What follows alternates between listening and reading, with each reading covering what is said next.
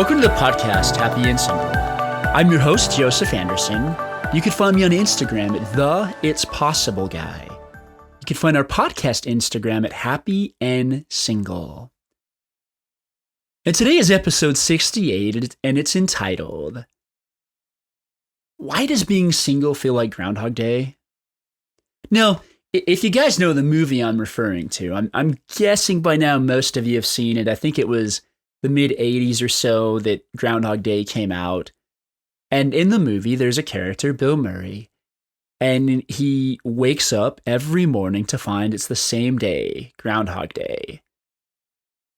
Now, at first, he's, kind of freaked out and mildly annoyed, and then after a while, he comes to the point of acceptance. But there does come a point in the story that he's trying to woo. I don't even know if we use that word anymore, but he's trying to entice this girl in the movie to be able to connect with him. And he's not having very much success. And he tries and he tries and he tries and he tries. And after a while, he even almost starts trying to manufacture the success, trying to copy the exact same thing he did every single point up until that point. By the end of the night. Because for everybody else, it's a different day. It's as if the day had never happened. And there comes a point when he actually gets super, super frustrated. And he steals this little tiny groundhog, and he figures if he can take out the groundhog and himself, then that would be better. So he drives off this cliff in this truck, only to find himself waking up again in the exact same bed he was in before. And because he's so frustrated about, he can't really make progress with the girl, and he's not really enjoying any other parts of his life either, because he's made everything about trying to get this girl. And there's all kinds of different ways that he basically tries to take himself out of the world. He tries to end his life, and it doesn't work. Now, granted, obviously in the real world, I don't recommend any of those because that's a movie. But it is really interesting when we look at that and see what was the thing that took him literally over the edge. It was not being able to progress with this girl that he really wanted to connect with. I think it's a little bit similar like that for us, guys. We're so frustrated because we're not able to find or connect or meet the person of our dreams. And we've placed all our hope and we've placed all our eggs in that basket. And I think part of that is just the different cultures and stuff we were raised in. I mean, in the culture of my faith, people really do. They get married at 21 years old. I think now it's getting to be a little bit later. However, even in the world, there is something tied. There is so many associations and feelings tied with getting married. It's interesting. As I'm even sitting here and thinking about it, even the title of my podcast, Happy and Single, is somewhat controversial. I actually have shirts, and these shirts aren't for sale yet. I don't know. By the time you listen to this, they might be. But I have shirts that say Happy and Single, and it's really interesting to see the looks that I get. Some people believe it's oh, well, why in the world would you call it Happy and Single? Almost as if that couldn't, that's not a good thing. It's no, we are meant to be married in this world. And especially when it comes to a matter of faith, everybody's no, we have to be married. Guys, I'm here to tell you once again that you don't have to be married to be happy. I have nothing against marriage. I actually think, in a great marriage, I think marriage is awesome. I'm guessing. I mean, that's the thing I want more than anything in the world. But I think a lot of people just kind of get that idea. It's why in the world would you focus on being happy as a single person? Why in the world would I not? Like, seriously, why in the world would you not want to be happy? Regardless of what your station. But somehow people think it's like, oh no, if you're single, you shouldn't be happy. We have to understand that everybody comes at it with their own viewpoint. I mean, my dad even saw my shirt the other day, and he's like, you should put on there happy and single for now.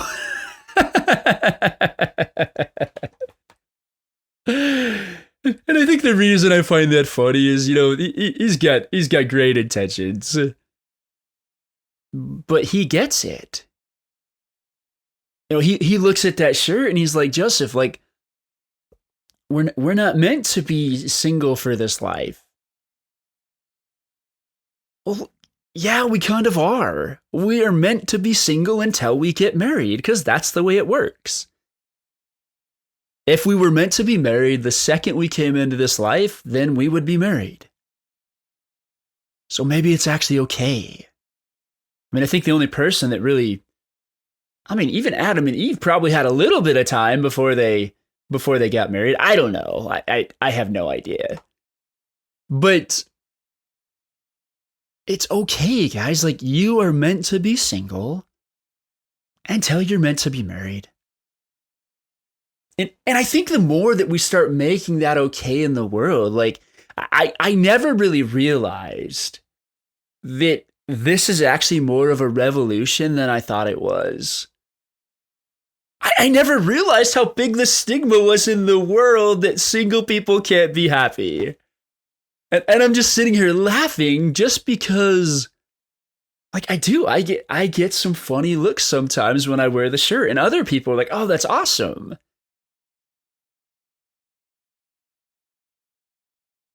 What if it was okay that you were meant to be single at this point in your life? It's like, for so many of us, similar to Bill Murray's character, he's like, no, I want this, I want this, I want this, and I want this so bad. And it shows in the movie how many different times that he fails. Guys, every single one of you has so many opportunities ahead of you. It really is okay to be happy as a single person. Some people think, no, what if I lose my drive? Or I'm just going to be so happy being single that I'm never going to get married. I don't think that's going to be the case. We think all kinds of things that aren't true. But many of them are actually kind of harmful for us.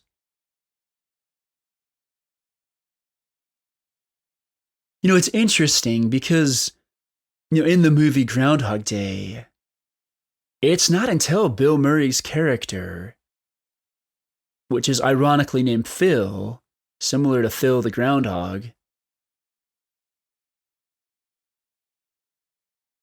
it's not until Phil decides. Like, I think he's actually talking to somebody and he's like, well, actually, he explores a little bit. He plays around. He's like, well, what would you do if you had all of eternity? He's like, one of them's like, well, there's no rules, right? And so they go hop in this car and go, run over all these mailboxes, and, they talk about no consequences and stuff like that. So he does. He knocks over all these mailboxes. He runs the car into something, and he goes to sleep in a jail, and he wakes up back in the same bed that he wakes up in every day. And so he plays around a little bit with that. And then towards the end, do you know where he starts to become happy? When he starts both working on himself and he also starts serving others. Every single day he goes through this particular routine. Actually, there's some funny things that even happened before then. He actually robs a little bank. Not because he wants the money. He's stuck in some town and can't get out the entire day because all the roads are blocked off. So it's not like he can hop in a plane real quick and go to some better place. It's simply, this is where he's stuck. And for many of us, like we feel stuck as singles. But the only thing keeping you stuck in being unhappy, I'm not saying being stuck as a single, I'm talking about being stuck as an unhappy single. The only thing keeping you stuck is the thinking that you have that you can't be happy unless you're married. There's a total difference between wanting something and desiring something and feeling like until you have it, you can't be happy. And for so many years of my life, that was me. I was the frustrated guy that would go out on dates and just, I mean, you try and you try and you try, and it just never really clicked. But also because I felt so much pressure to get married that some of these dates weren't even fun. I remember one time this girl told me something about something that she didn't want to do in her life that I wanted to do. And actually, I'll just tell you, like she didn't want to, serve a mission. Now, I didn't understand that she wanted to serve a mission later, but she didn't want to serve a mission when she was younger. And I was like, oh, that's a deal breaker. Well, the irony in all of that for me, number one, it's not something that is that important to me anymore. But the irony, and this is the reason I'm sharing this story, is if she had gone on a mission, like in our church, a mission for a girl is 18 months, or for a guy, it's 2 years. So if she had gone on a mission, it wasn't like I was going to sit around and wait for her.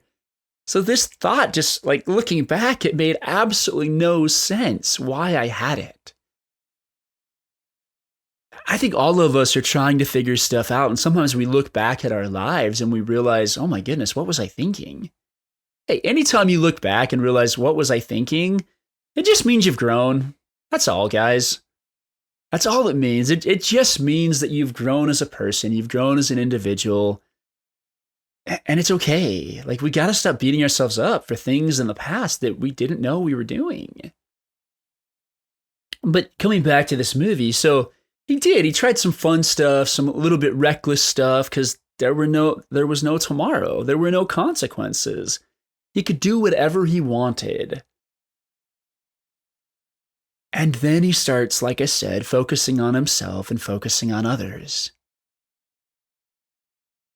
He starts, he starts learning to play the piano. And every day he learns to play the piano. He starts learning some languages, and there's a few other things that he learns. And other than that, he also spends time helping and serving the people around him.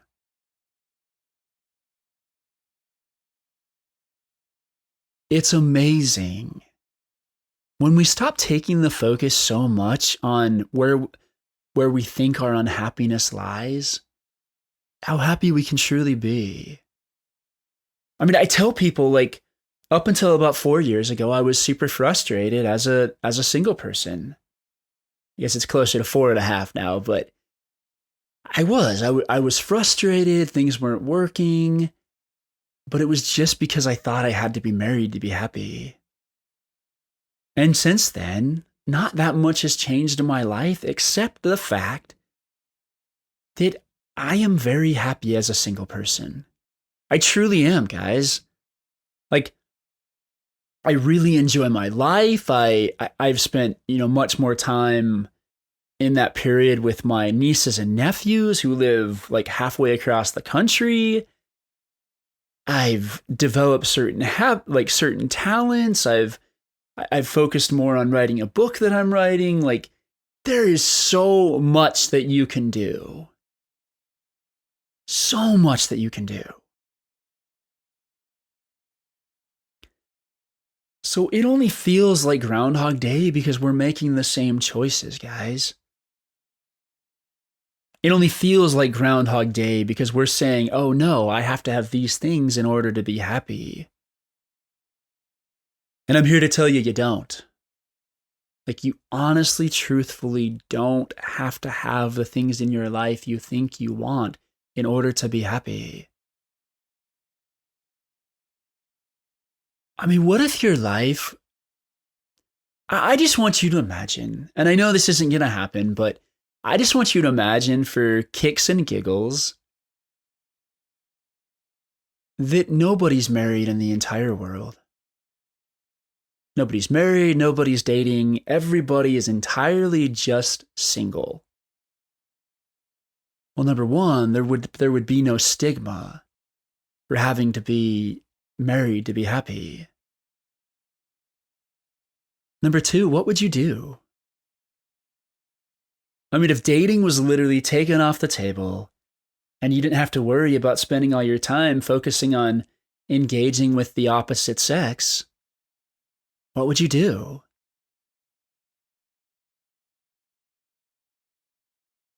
What would you do with this gift of your life if you stopped focusing on everything you didn't have? I mean, I'm kind of thinking, playing along here too. It's like, well, I would focus a lot of time on the guitar. I would focus probably even more time on writing my book. I'd focus time on a podcast. I'd focus time on helping people. I mean, the greatest part about my job as having my own private coaching practice is that of being able to serve and help people. All I do all day, well, I mean, I other than the things I've already mentioned, is I serve people. I sit down and I coach people and I help them get where they want to be. I mean, how amazing is that? But I think so often we don't want to admit where we are. It's very similar. I use this analogy in a talk that I gave recently. But even when I came to the single scene, especially when I came to the older single scene in my church, I acted like I didn't belong because I didn't want to belong.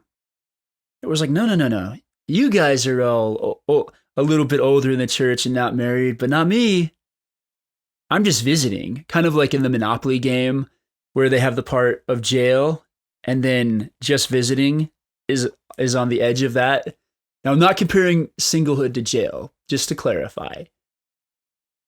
But if we act like it is, it will become. Why isn't your life changing? Because to be honest, many of us aren't doing anything different. I didn't for years, guys. I really didn't.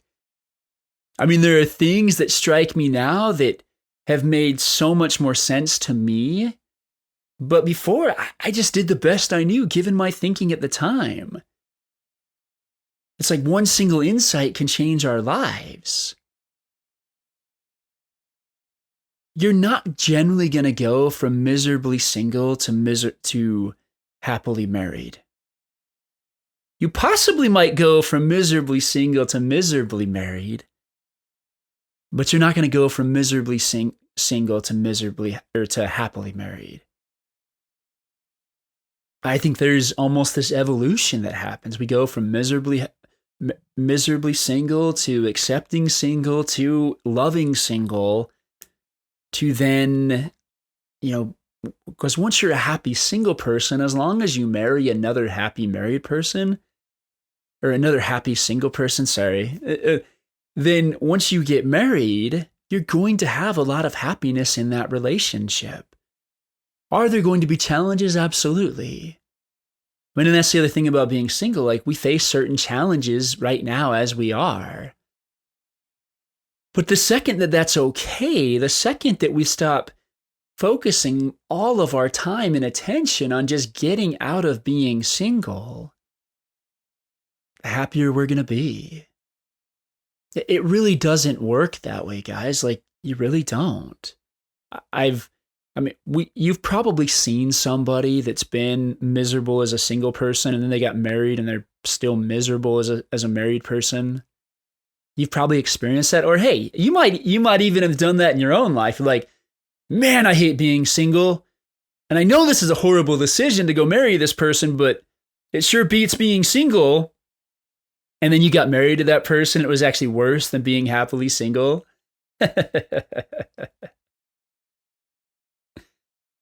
Isn't it funny all the stories that we make up? We make up all these stories about being single as awful and horrible. Guys, You have more time to do what you want right now than you could ever imagine. I mean, I've spent plenty of time with my sister and brother-in-law and their 7 children. They have a very busy life. Their kids are in school, their kids are in activities, their kids are in all kinds of stuff. Right now is your time for you. And I'm not saying once you get married, like you can't have any time for you. I think that's actually something that's really important. But the reason that it feels like Groundhog Day is because you're being like Phil. You're focusing so much on what you can't have instead of the entire world of possibility that you can have. I mean, I really want you to think about that. Like, if there was an island of people or just the entire world, everybody was single, nobody could ever get married or even date, how would you spend your life? Now, some of you are saying, oh, that would be so awful to be alone. Yeah, probably. Like, I mean, I like I said, I'm not saying anything against marriage. I'm just saying in this time of your life, that's what you're dealing with. I mean, do you want to learn a new talent? Do you want to learn a new hobby? I one time was talking to a friend, and he said, Joseph, go forward in the direction of your goals. And as you're on that path, look to your left and your right to see who's there. That's usually when we find our person. When you're actively engaged in your life.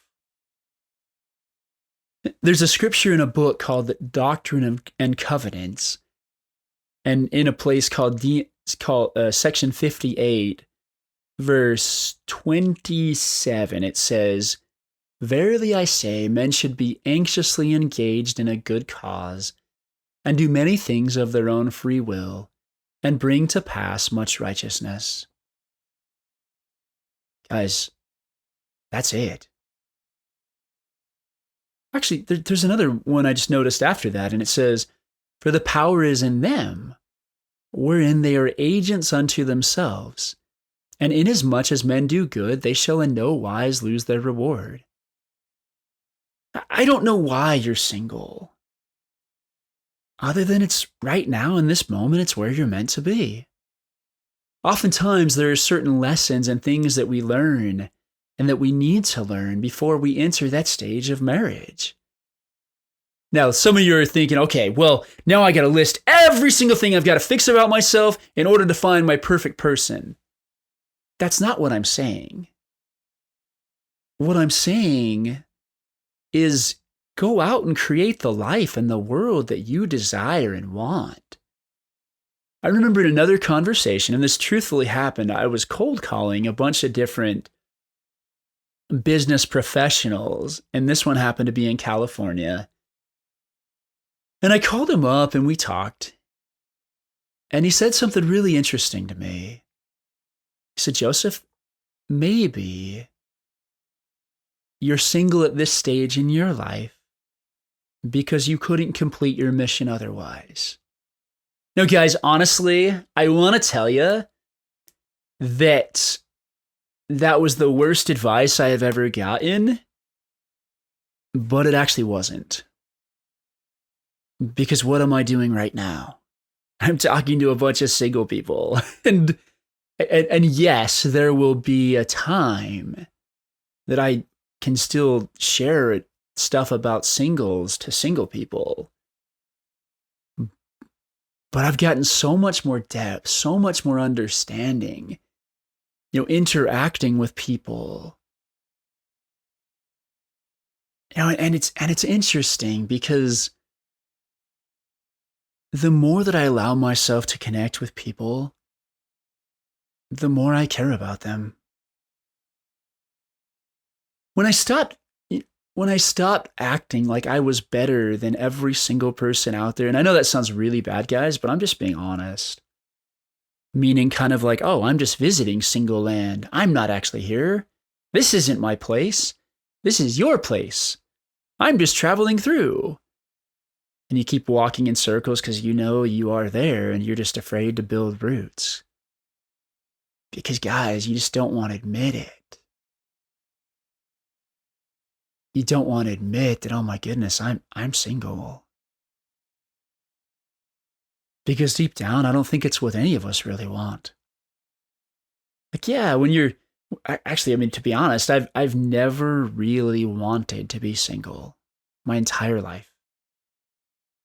Especially when I got back from my mission at 21 years old. Honestly, if I could have had Heavenly Father prop the perfect girl right in front of me, notice I said the perfect girl. I wasn't just going to marry anybody. I still wanted to marry the girl that I connected with and the girl of my dreams. But if he could have plopped her right in front of me right when I got off the plane, I would have said yes. I probably seriously would have, guys. I didn't want to be single. Like, that was never the thing that I wanted. If you guys ever get the idea on this podcast that I want to be single for the rest of my life, you're getting the wrong message. The real message is, I do want to be married to the girl of my dreams. But until that day comes, I mean, it's like, funny enough, I mentioned what my dad had said earlier about one of my happy and single shirts of adding the words "for now." It would not work very well as a t-shirt or as a